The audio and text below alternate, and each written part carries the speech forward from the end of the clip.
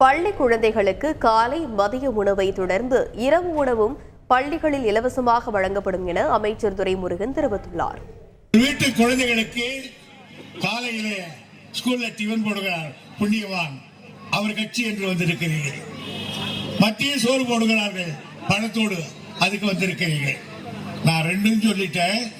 ராத்திரி சாப்பாடு என்ன பண்றீங்களா அதுக்கும் சொன்ன ஸ்டாலின் கிட்ட, தம்பி காலையில நீ டிஃபன் போட்டுறேன், மத்தியானம் அதே போட்டுறாங்க சத்துணவு, ராத்திரி என்ன பண்றதுன்னாரு. அதுக்கு நாம என்ன பண்றதுன்னாரு, ஒன்னும் இல்லை, ஒரு டிஃபன் கேரியர் வாங்கி ஒரு 5 சப்பாத்தி சுட்டு போட்டு கொடுத்து வச்சிருங்க. அவங்க வீட்டுக்கு போய் அவங்க அப்பா 2 சாப்பிட்டோம் அப்படின்னா அவங்களுக்கு என்ன வேலைன்னாரு. அவங்களுக்கு புரோகத்துக்கு தான் வேலை. பிள்ளைய பெற்று கொடுக்க வேண்டியது ஸ்டாலின் வளர்க்க வேண்டியது.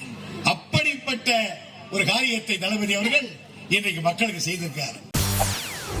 செய்திகளை உடனுக்குடன் தெரிந்து கொள்ள உடனே சப்ஸ்கிரைப் பண்ணுங்க.